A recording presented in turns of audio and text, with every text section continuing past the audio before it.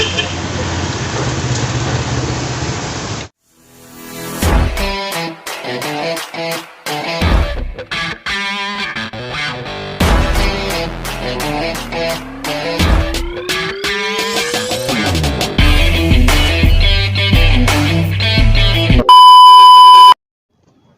ayun, welcome back mga master, mga tropa, mga sir, mga madam at mga kaibigan natin dyan na sumusuporta sa ating channel.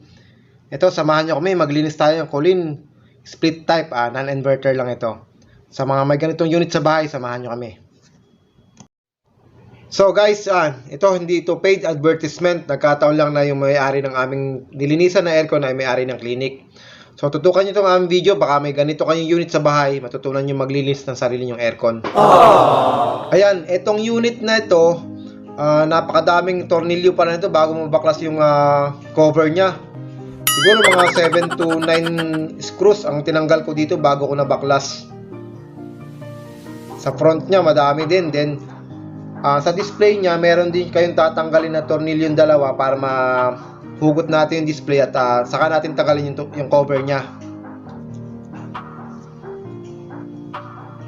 Then after nyo matanggal, yan, balutan natin ng ng wash bag. Kung wala naman tayong wash bag, katulad ng dati kong ginagawa sa mga video ko, sahudan natin ng improvised plastic natin. Basta yung tubig lang, yung drain ng mga ginamit natin sa paglilinis, yung mga dumi, bumagsak sa tubig at saka may sahod tayong batya or timba para hindi naman tayo magkalat sa ating kliyente.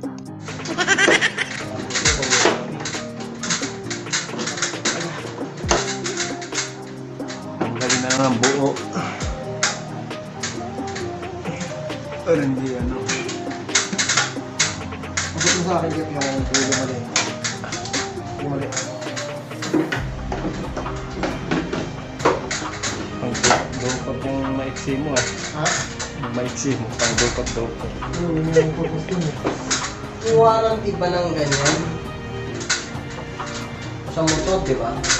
Ano ba? Yung warranty ng Compressor. compressor. Ang compressor niyan, 5 years ang warranty. Paano masabi?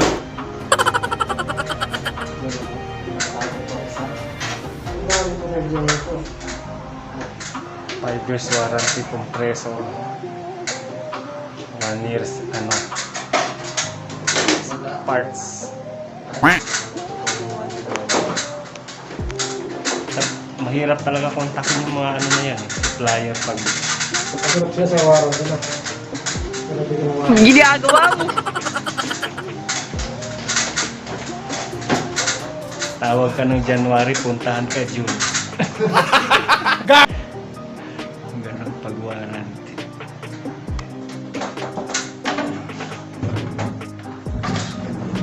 Marami. Oo, malumot yan. Kakapal, ayun oh. Bumubulak.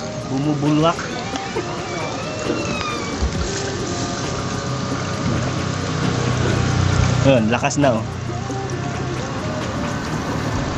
Bumulwak sir eh.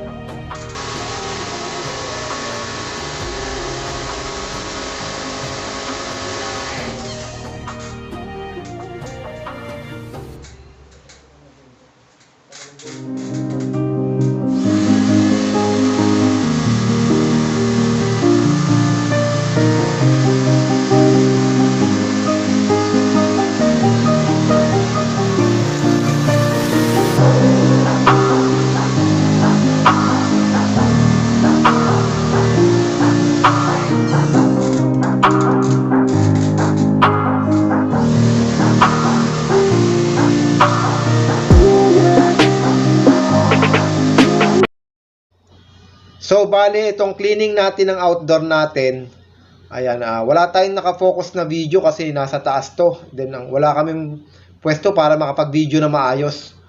Pakita ko lang yung process kung paano yung paglilinis. Tanggalin natin yung top cover. Doon, masisilip na natin yung loob ng ating outdoor unit. Takip pa natin yung mga electrical part natin, yung mga capacitor, yung mga wirings niya. Siguraduhin natin na hindi mababasa para hindi tayo magka-problema. Ganun din yung ating fan motor. Takipan natin, and then ang point out ng ating tubig laging pababa para hindi lumabang yung tubig packet sa mga parts. Ganun na lang at malilinisan natin yung ating outdoor unit. Okay lang. Gito. Okay lang, okay naman. Sa bubong naman yung bagsak.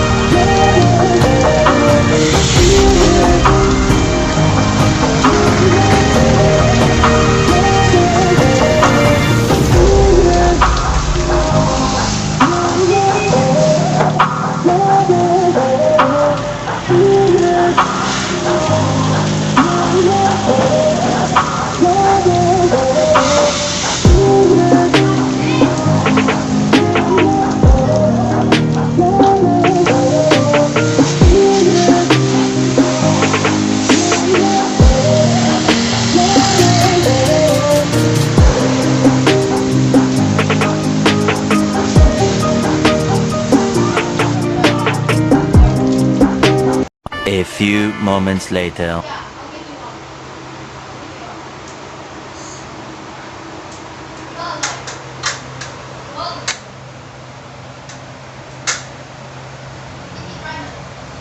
Kulay blue pala original nito.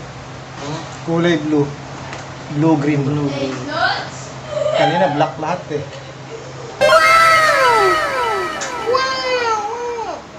Salamat pala sa aking customer na nagtiwala sa amin kahit sa Facebook lang kami nakilala. Ayan, shoutout sa iyo, sir. At sa napadala sa aking channel, pa-subscribe na lang po at pa-hit ang notification bell para updated kayo sa videos na aking gagawin.